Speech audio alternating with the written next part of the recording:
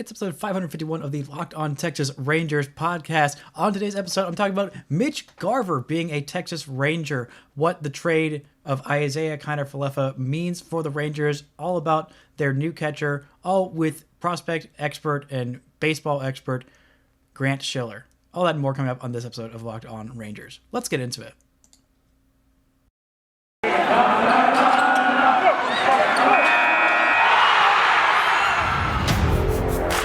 You are Locked On Rangers, your daily Texas Rangers podcast.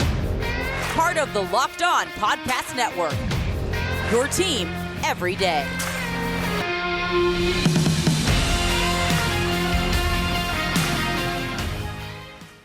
You are Locked On to the Texas Rangers. I'm your host, Brice Paterik, here heading into the fourth season at Locked On Rangers, covering the Texas Rangers, your team every single day. Thank you guys so much for making Locked On Rangers your very first listen every single day. If you're not already, go ahead and follow me on Twitter at Brice Paterik. Follow the show at Locked On Rangers and subscribe on YouTube or wherever you get your podcasts. Today, I am joined by the great prospect guru, Rangers fan extraordinaire, baseball enjoyer, Grant the OG Schiller. How you doing, buddy? Besides, not having your face on the screen. Right. Besides being faceless, I'm doing great. It's been really refreshing to have legitimate baseball news back. And I'm going to spring training here in a little bit, and I'm just so excited to have baseball. Oh, I am so jealous of you. I was planning on going to spring training this year, but with it being up in the air if it's actually going to happen or not, I couldn't make plans months out in advance. So I am just not going and hopelessly and helplessly refreshing my phone every 3 seconds for the last week waiting for news. I was supposed to do an episode on Wednesday, but I spent the entire afternoon before work just waiting for some labor news to drop, and then it didn't. And I was like, okay. Well, and then I did the same thing on Thursday, and at least they dropped the, baseball's coming back news before, while I still had time to do it before work. But there's been news breaking left, right, and center. And of course, literally the second after I posted Friday's episode when the Rangers signed Martin Perez, most exciting thing to happen to the Rangers since, November, I think? Basically, since the entire lockout in 100 days. And I just said, like an idiot, hey, this Martin Perez signing doesn't take the Rangers out of the Clayton Kershaw sweepstake. They're still in on him. Not 20 minutes after I uploaded the stupid thing did Clayton Kershaw sign a one-year deal to return to the Dodgers, which was probably what he was always going to do. But I still maintain that at that time when I recorded it, I was not wrong, and no one can prove me wrong. So that's the best way to be. But also, since then, a bigger thing has happened. The Rangers have traded Isiah Kiner-Falefa to the Minnesota Twins for catching offensive juggernaut Mitch Garver. Literally a day after Woody said, Isiah Kiner-Falefa, you're my guy. He said it was the first call right after the lockout was done. Say, IKF, you're my guy. Third base is yours to lose. And he lost it by being traded to another team.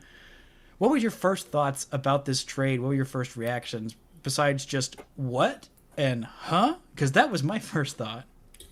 Well, just based on first reactions, it was, that it was kind of funny that IKF got traded a day after Woody had called and been like, hey, you're our guy. Second, it was interesting that they traded Isiah after the Young injury. But mostly I was just excited that they got a premium catcher. We'll get into it a little bit more, what the risks are and what the upside is, and kind of look at it for both teams more holistically. But I was just super excited to get another big bat. Especially a catcher. Especially a catcher. So there's so few premium offensive bats. The funny thing is, I was looking at some of his stats and comparing it to what other catchers had done, and I found out that last year he was probably the third best offensive catcher in his division, but also the third best offensive catcher in the American League, because the AL Central last year was stacked with great offensive catchers. He wasn't going to be better than Salvador Perez, who set a record for most home runs by a catcher in a single season. And also, I believe that I give the edge to who am I thinking of that I can't think of in Chicago? what's it? Grandal. Yasmani Grandal. Yeah, Yasmani. Uh-huh. It's a really tough ask. But in 2019, he did win a Silver Slugger. And also, in case you missed it, Ronnie Enriquez is also part of that trade. Yes. He is the number 13 pitcher on my top 30 prospect rankings. And you know what? I think once I've kind of collected my initial thoughts is that this is absolutely worth the price. I love Isiah Kiner-Falefa. I am so happy that he's found success. He has been a successful big leaguer. He had a basically 4-WAR season last year. He is one of the better defensive infielders in all of baseball. He has really proven himself to have an elite skill there, and that is super valuable.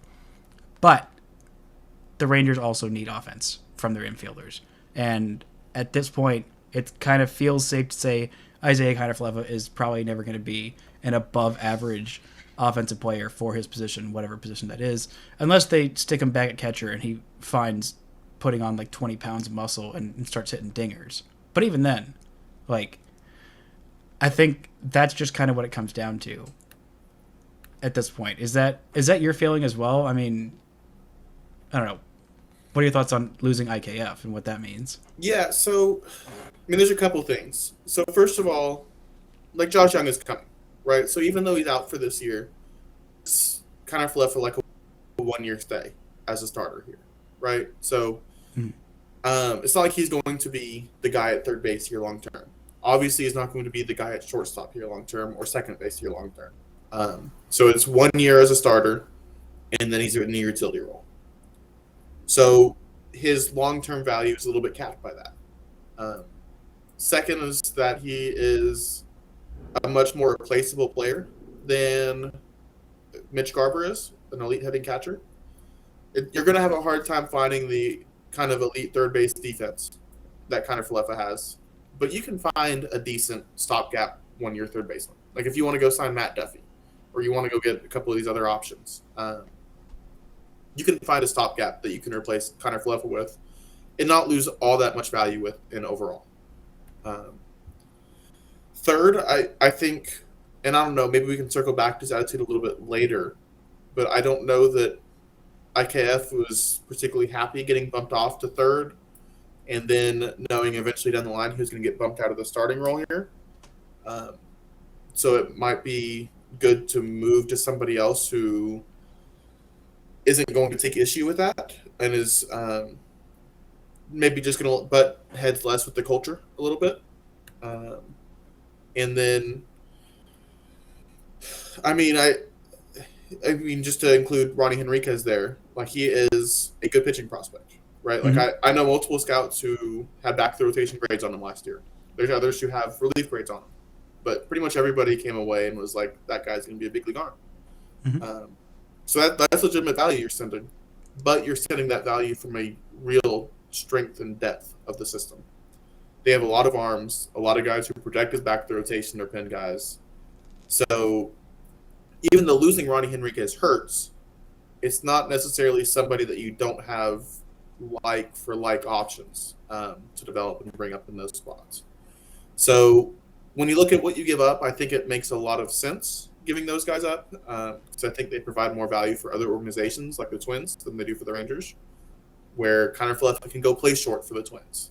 He can be on a team that's probably more likely to compete this year. He doesn't have 2 all-star middle infielders and a top prospect coming up at third base to block him from those positions. So I think it makes sense for the Twins on that perspective to go get these guys, and I think it makes sense for the Rangers to move those particular guys because they just have less value for them than they do for other organizations. This episode is brought to you by BetOnline. It's that time of year again. College basketball tournament is finally upon us. And we got all the latest odds, contests, player props. BetOnline.net is the #1 source for all of your sports betting needs and info. BetOnline remains the best spot for all of your sports scores, podcasts, and news this season. And it's not just basketball. BetOnline is your continued source for all your sporting wagering information, including live betting and your favorite Vegas casino games as well. You can head to the website today or use your mobile device to learn about the trends in action. BetOnline, where the game starts. And now, back to my talk with Grant Schiller. Yeah, I think you're absolutely right. That's the main thing, and it makes me think about the the market for Matt Olson a little bit and the market for trades in general. Because, I mean, my perception, I don't know if yours is the same, but my perception on, like, what it costs to, like, trade for a player. Like, I still have that kind of, 2015, 2016 mentality where prospects weren't nearly as highly valued, especially the elite prospects weren't as highly valued as they are today. Where, like, if you're going to deal a top 100 guy, then, like, you better be getting multiple years of an all-star. Whereas, like, nowadays, like, that's what it is now. But back in the day, I mean, the Rangers, they did get that in the Colt Hamels trade, but they traded, like, 3 basically top 100 guys for him? Right. And also you got Diekman, who had multiple years of control. So it's kind of a one-time deal. But, I mean, they did trade, I think, at least one top 100 guy, maybe 2, depending on how people felt about Luis Ortiz at the time, for basically a year and a half of Jonathan Lucroy. And right now, it's seeming like having a valuable big leaguer to trade is a pretty significant, knock off of what the prospect cost would be. So it's making me think that maybe trading for Matt Olson is possible without giving up one of those top 3 guys if you throw in Nathaniel Lowe, who has got so many years of control left on him and has proven to be at least an above replacement level kind of player. Yeah, I mean, I don't. Obviously, we're not privy to these conversations, and there's concerns with Olson, like there is with Garver on the service time and whether his timeline matches up with the Rangers. But if you get enough of those guys, it starts to match up. Yeah. But yeah, I mean, if you're looking at flipping Low and adding like a Foscue and a Zach Kent, just to throw a package together out there, like, I think it makes sense. Like, you certainly look into that for an elite offensive first baseman. And also elite defensively. Yes. I don't know that he was as good defensively last year, but... Oh, he wasn't. He kind of fell off. But he has won a Gold Glove before, and I think he's got... He's at least... He's also still 27, so... Yeah, he's got huge upside over what Nathaniel Lowe was bringing to the table defensively last year at the first base. Yeah. Which, again, not saying a whole lot. But right. Anyway, this gets me really excited, and it just completely caught me off guard because, really the question is, where do the Rangers go at third base from here? And I think that's, as much as I like Mitch Garver, that's the big question, is where do they go at third base from here? I'll list some of the free agent options. I think it's more of an internal thing that's going to happen. But at third base you have, Kyle Seager, who retired, who... Part of me thinks that there might be some way that his little brother and maybe Woody, who also has a previous relationship with him, can convince him to sign a 1-year deal with the Rangers just as a stopgap. I think that would be really fun to have his last year in the big leagues playing with his brother right alongside him. There's also Chris Bryant, which, no. I mean, I would love that, but no. You already got your $200 million signees. That's already happened. You're not getting another one. Let's just calm down on that. Then you have Jonathan VR, Matt Duffy, Charlie Culberson, technically an option. Could end up being a 2-year stopgap at third base as opposed to the 1 year that they thought. And then you start to look down the list. I mean, there's a 32-year-old Starlin Castro. There's Asdrubal Cabrera, who's 36. There's Jake Lamb, who had a exactly replacement level season last year. And also Brock Holt. You want to do that again? Yeah, I mean... There's not a whole lot of options, though. Right. I think, to me, the probably the top option is going to be Matt Duffy, which obviously isn't super exciting. But you're looking at a guy who is... I think he was, a 1-win player last year? 1.5. 1.5 win player last year. I believe Baseball Reference. 2020 didn't play, but 2018, 2.5 win player. 2019, smaller sample size, didn't do as well. But he seems to be a league average-ish hitter and decent with the glove. Somebody you can get on a 1-year deal. So that one makes lots of sense to me. I think Culberson is probably not the guy. Holt, maybe if you just want to get a utility guy and let him platoon potentially with Andy Ibanez, but Holt has been pretty bad for a couple of years now.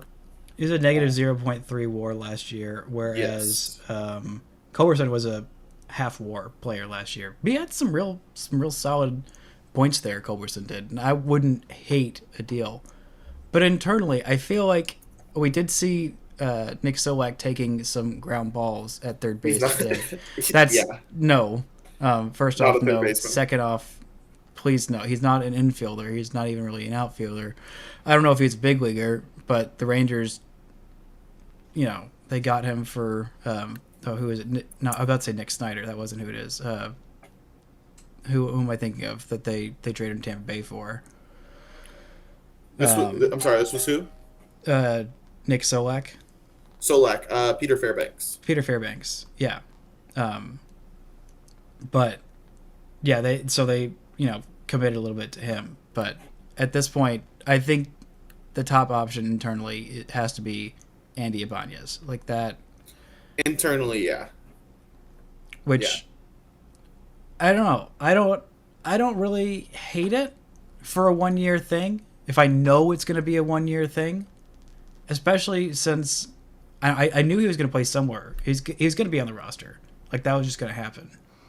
But I thought he'd be like, backup utility infielder. And I was thinking like, well now, but when they first traded, I'm like, okay, well now the primary backup shortstop is gone. And I'm like, oh, wait a minute. You do have another guy on there in Marcus Semien who's played a game at shortstop or two.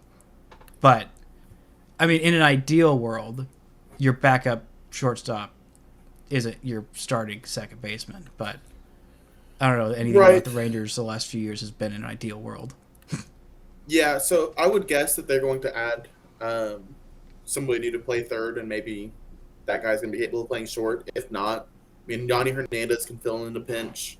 Davis Wenzel at some point this year might be ready. So I don't think I have a real concern there, personally. This episode is brought to you by Built Bar. That's right, it's that time of year again, and this is the time of year where I've pretty much given up on all of my New Year's resolutions. That is, except for the one to eat healthy, because Built Bar makes it so dang easy to eat healthy with, these protein bars that taste better than candy bars. They're absolutely delicious. They got all kinds of different flavors. They're all covered in 100% chocolate. They're soft. They're easy to chew. They make you feel like you're eating something that is bad for you, but it's not. It's not. It's a treat. It's great for you. They've got all kinds of great stuff in there, all kinds of different flavors. Most Built Bars, they contain 130 calories, 4 grams of sugar, 4 net carbs, and 17 grams of protein. Compare that to a candy bar, which usually has around 240 calories, 30 grams of sugar, and dozens of net carbs. It's easy to see that you should replace all your candy bars with Built Bars. They are much better for you. You'll feel better about yourself and better about eating them. Go to Built.com, use promo code LOCKED15 to get 15% off your order. Use promo code LOCKED15 for 15% off at Built.com. And now, back to my talk with Grant Schiller. Yeah. I think it was such a stark, like, this is IKF, and I heard it all winter from the beach that, like, yeah, IKF's probably going to win the job. And I was like, I freaking doubt it. The whole winter, I was like, I freaking doubt it. And then the injury happens. It's like, well, I guess nothing's moving him. And then, boom, Mitch freaking Garver comes in like a freight train, which good. I'm glad he did. But I really want to get into what Mitch Garver brings, because we've been beating around the bush. But this is the main thing. This is a silver slugger. This is an offensive juggernaut at catcher, and there have just been some real questions as to, first off, how is this guy available? Second off, how is he only cost this much? Third off, where did this come from? And let's just go ahead and start off with, how good is he? Like, what? When he's healthy, he's really good. So he's one of the best hitting catchers in the league. He's big power. He strikes out a good amount, but given the current state of the league, it's not overly excessive. I think he was at 29% last year, which was a little bit higher than he had been in the prior full seasons. But just a fantastic offensive catcher. One of the best in the league for the past 3 years. And really the past 2 full seasons is what you're really looking at. And defensively, I can't really speak to the arm or the blocking, but I can speak to the fact that he is not really going to be a drop-off from Heim and Trevino on a framing perspective. So you take the one thing that Heim and Trevino really, really exceed at, he's not going to be a huge drop off on that front, and he's going to provide a lot more in other departments. Yeah, and just looking at his defensive WAR with whatever that's worth on Baseball Reference, but every year since 2019, he has had a positive defensive WAR. I mean, last year he was at 0.3 in 68 games. He was positive 0.3 in 23 games in 2020, and then positive 0.6 in his breakout year in 93 games in 2019. But that's the year that I really want to focus on, because that was a year he was absolutely. That's the year he came on my radar. I had never heard about him, and I think of all the teams in Major League Baseball, the one that I think about the absolute least might just be the Minnesota Twins, which is kind of weird and might be bad, but like they're just like an aggressively average I don't think about them team. But this guy was hitting the absolute tarnation out of the baseball so much that I had to be like, okay, who is this guy? Where'd he come from? What is he doing? And that year, he only played in 93 games, 359 plate appearances, had 31 home runs, 16 doubles. Slugged 630, a 995 OPS. Also had an on base of 365. So on base every single day of the week is every single day of the year, I should say, with 365. But guy was incredible. Won a Silver Slugger in the same division as I think both Grandal, or the same league. I think Grandal was still in the AL at that point, and also Salvador Perez, who wasn't hitting 48 home run seasons back then, but still 31 home runs in 93 games is phenomenal. Last year 2020 went as well for him as it did for almost all of us, which was absolute crap. But last year played in 68 games, had 13 home runs in 243 plate appearances, and 875 OPS, which is significantly higher than anything the Rangers have had at catcher since that second half tear from Jonathan Lucroy back in 2016. But he also has missed time. That's the big question. Right. Like I said, he only played in 93 games in his breakout year, only played in 23 in 2020, which I don't know what the issue was there. I'm sure there was some injury. But last year he missed 2 months by getting a groin contusion, which is a polite way to say probably, I think, a baseball to the baseballs, and missed 2 months, which is not like a Tommy John where you're like, oh, I wonder how that's going to heal, which I hope it healed well.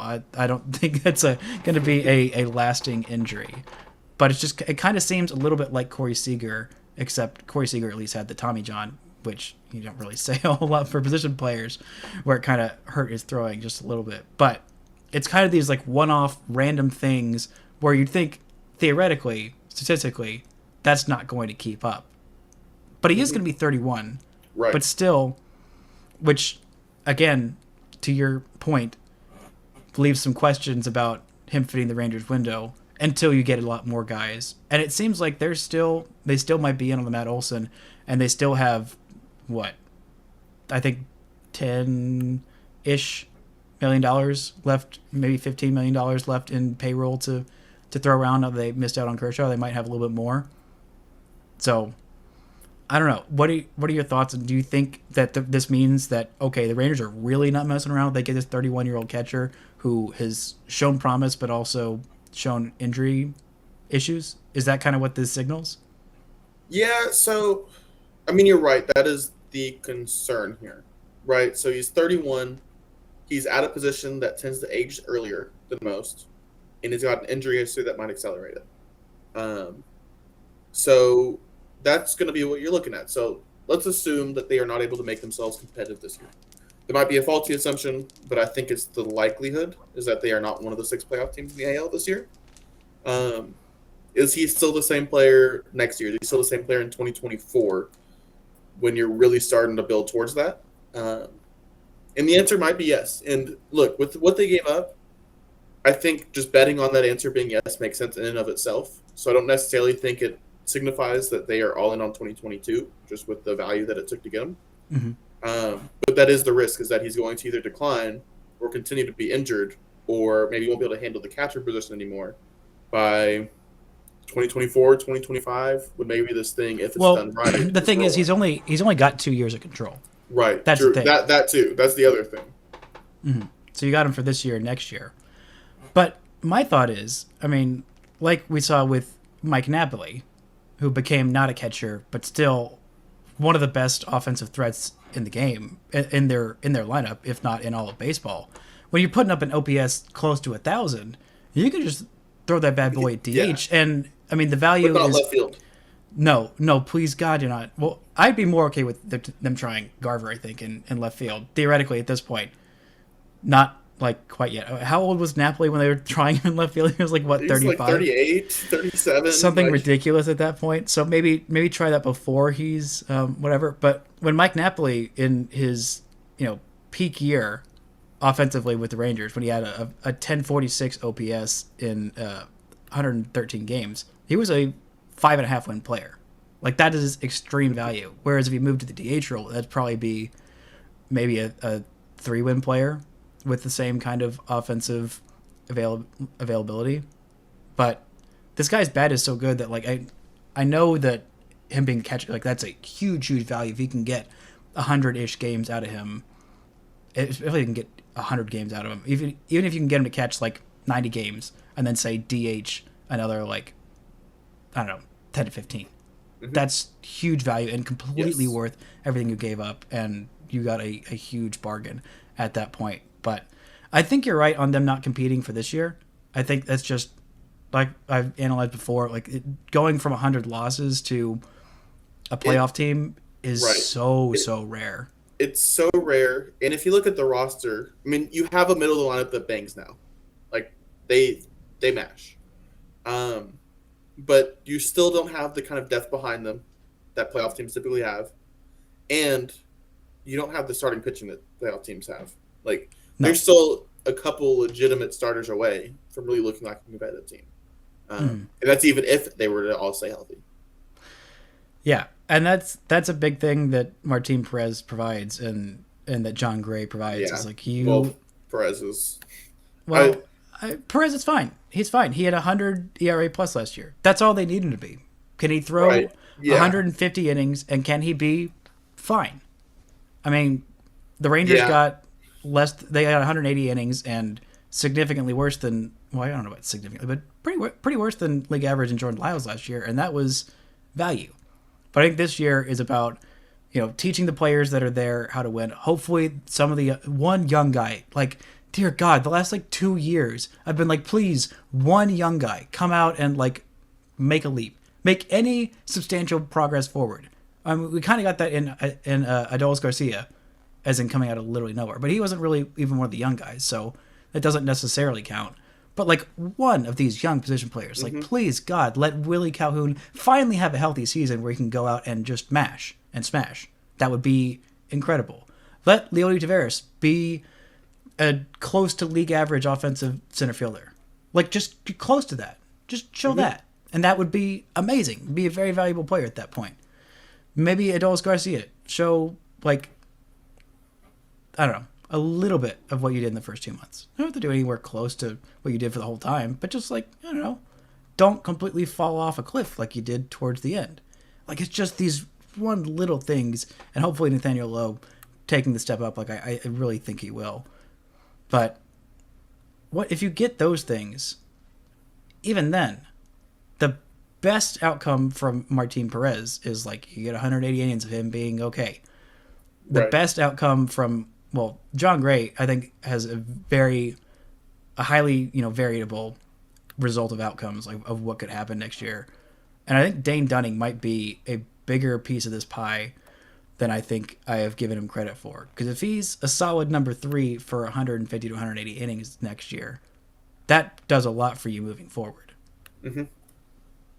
It does. I don't know that...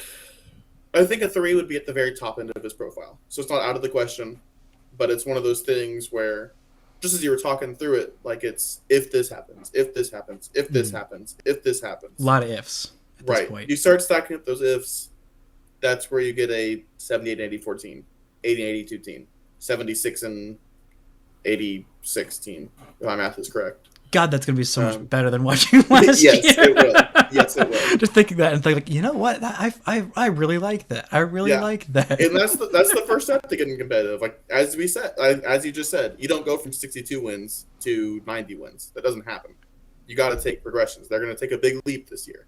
And they're going to have more of their farm to come up and help them take another leap the next year. But the 6th wild card, the 3rd wild card helps. But yeah, probably still not a contender this year unless they go add another couple starters, add Matt Olson, and then maybe you're cooking with some grease there.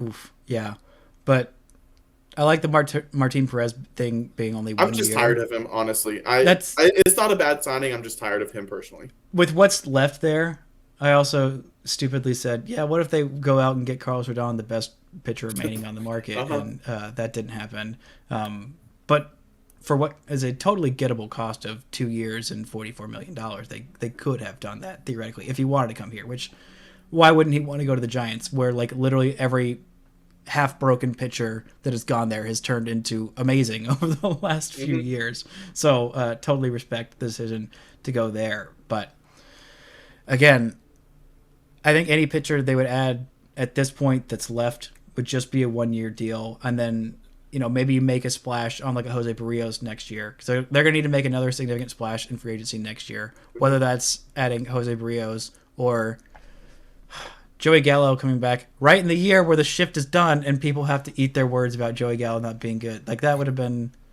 amazing. Also, if they just didn't trade Joey Gallo, how much more competitive would you think this team would be if they just had Joey Gallo with what they've got right now?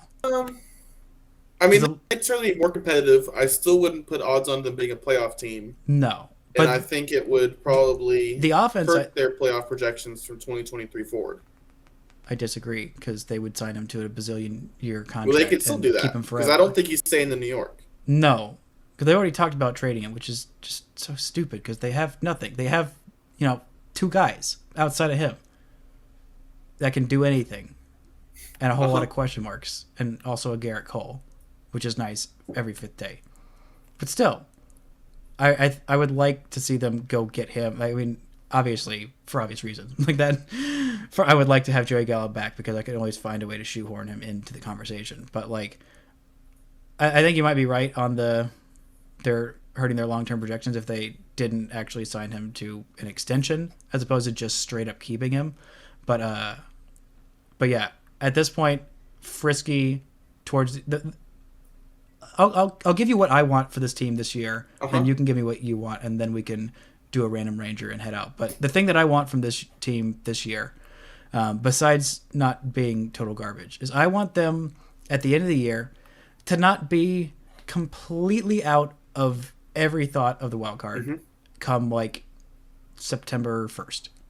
Like, they don't have to be in it. They can be like 7 games out, like probably don't have a chance. But I don't want them to be like completely like, all right, yeah, we're for sure out of it with about a month left in the season. What is your hope for about where this team finishes now with these additions? I agree with the thought behind that. To me, I just want them to be fun to watch. Like, give me a team that can compete, that I can look at and be like, that is not a bad baseball team, and be fun to watch, and I'm cool. If that's 73 wins, fine. If that's 82 wins, great. I just want a team that's going to be fun to watch. And I think we're going to get it this year. Yeah. We're going to get dingers up the middle. And yes, we are. Hopefully a few Mitch Garver dingers. Hopefully a lot of Mitch Garver dingers. But yeah. I mean, I still think that the biggest developments for this year, or for this franchise's chance at their next title, this year is going to be in the minor leagues. Yeah. But they're going to take step forwards on the big league side, and I just want that team to be fun. That's all I want. Yeah.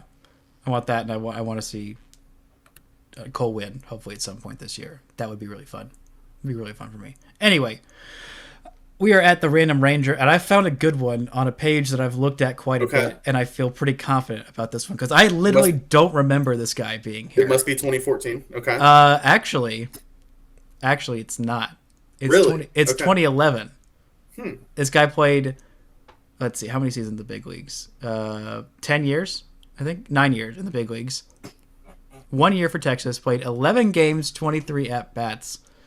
Actually, a Texas kid. Was originally a first-round pick by the Oakland A's in 2003. Out of the University of Texas.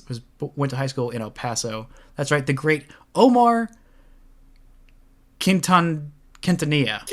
Yeah. Quintanilla, a shortstop / second baseman, played 11 games with the Rangers, had a triple slash line of 045, 136, Inspiring baseball. A negative 54 OPS plus.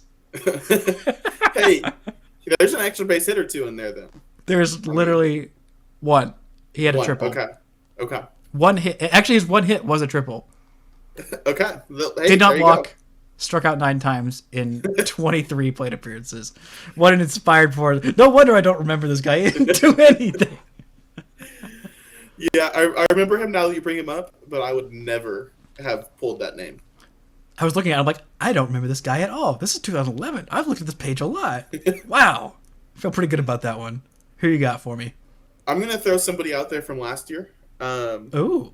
Just because, baseball's coming. Just remember how bad last year was and how much better this year's going to be. And the Rangers started John Hicks for 10 games.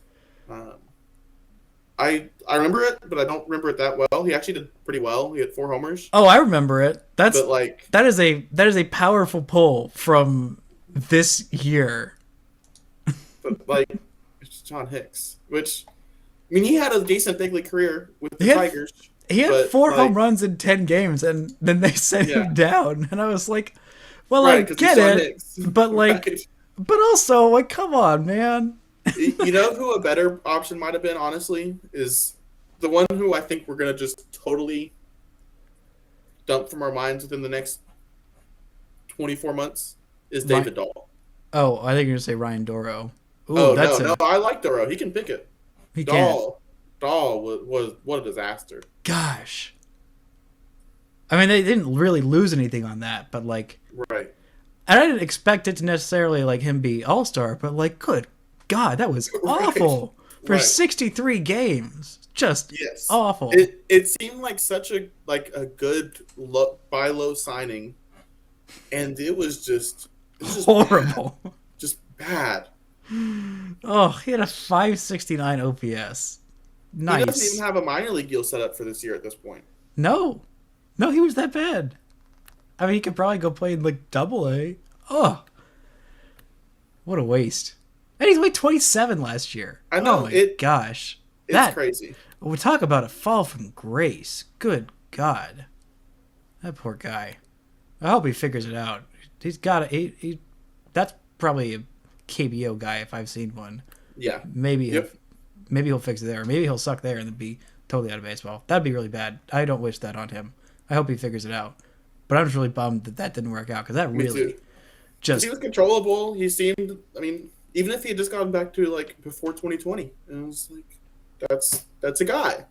Yeah, it was literally just 2020, he really sucked. Yeah, he had some injuries. Yeah, there's definitely some thought. He was just an all-star a couple years ago. Why did they give up on him? And then you see him, and you're like, that's why. Yep. They knew. Wow, the Rockies actually made a good decision. That was the real crazy part. It's wow, the Rockies moved on at the right time for my guy. I didn't see that coming at all. Yeah, well, that was part of the deal, right? Because it was okay, well, if another team had done it, maybe there's something wrong, but it's the Rockies. They're just cost-cutting. This is stupid. You just assume that they're wrong. But they actually got that one right. That was a fair assumption, and kudos to the Rockies for proving that they didn't make all stupid decisions in the last 3 years, which is, as much of a win as the Rockies are going to get. But that is a solid – John Hicks is a solid one. And I feel pretty good about mine as well and old Omar. But thank you so much for joining me to break this down. We have a lot more things to talk about. Maybe as I'm talking about this, the Rangers will have traded for Matt Olson and a red starter, and they're going to go win the World Series this year. I don't know.